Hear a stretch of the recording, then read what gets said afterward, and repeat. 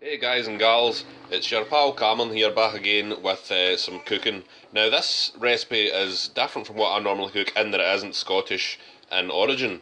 This is actually Italian in origin. It's called zuppa toscana, which roughly translates, and I do mean roughly, to Tuscan soup. Basically, it's probably the best soup that you'll ever taste in your life, unless your grand's a really good cook or something, I don't know. Anyway, right, so here's what you need for it. It's really super simple. There's my son shouting at me. So get some low salt, because you have to watch your salt intake. Don't want your heart to pack in. You got garlic granules. You can use 2 cloves of garlic and crush them. However, garlic granules works just as easily. Just put a shake in a bit. Ground black pepper. Again, just do it to your own taste. Make up a chicken stock. I use 2 chicken stock cubes for a big pot like that. And basically just boil the kettle and boil up as much water as you're needing. Also, you're going to need just basically a pack of bacon there and 2 packs of chorizo. I use Spanish spicy chorizo and just normal chorizo. Also, 2 baking potatoes and an onion. God almighty, my grammar's rubbish.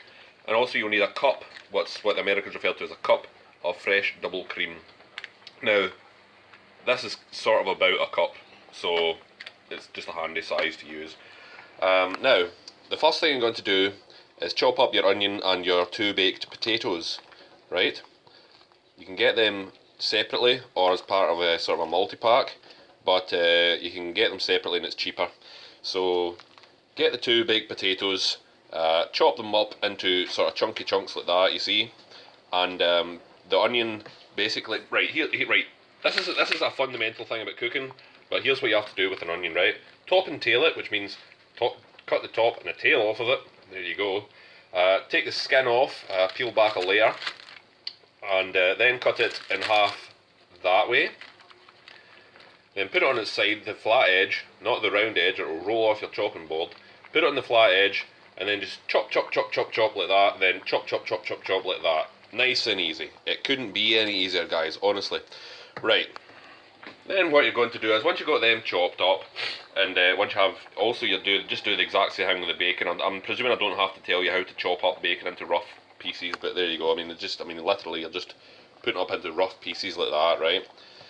So fry the bacon and the chorizo and the onions and the baked potatoes all in one go, without any water in, I might add. Don't do that yet. You're not at the water bit yet. Slow down, right?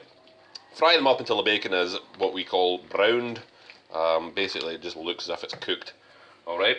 And then, what you're going to do is, get your kettle boiled. Pretty much just fill the kettle and boil it. Don't put it past the max line though, because you will scald yourself. Then just pour in the water up to where you would like it to be. Possibly a bit more, because as you see, the steam is evaporating away quite a lot of it. If you need to add more water later on, you can do so, but it shouldn't be necessary if you just make a little more than what you actually will be eating in the end up, right? Then, you just put the 2 stock cubes in, boil it for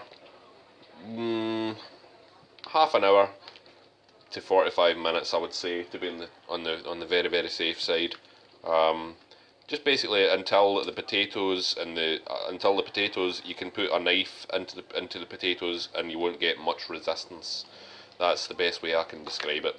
Also, make sure that your bacon is cooked properly. You see, you want a nice cooked colour. You don't want sort of pink, sort of blood red bacon. That's not what you want at all. So, once you have boiled it until the potatoes are ready to eat, the potatoes are the hardest part of this to soften, so that's probably why I'm telling you to do it. Once you have that done, and also add your salt and garlic, and then once you have that done, you're going to take it down to a simmer, and then add in the cup of fresh double cream. Simmer it for 5-10 minutes, and then serve.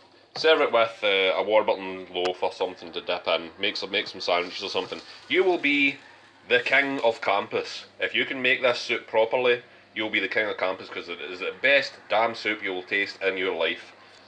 And everybody and all the girls will want to come round to you. I mean, let me tell you boys, lassies love a boy that can cook. Lassies love a boy that can cook. Don't kid yourself on about it. They do. So if you can cook, the lassies will be flocking round your flat, boy. Anyway, that's how you make it. It's not Scottish, it's Italian, but I'm making it in a Scottish way. So there you go, it's Italian, Scottish, whatever. Thanks for watching.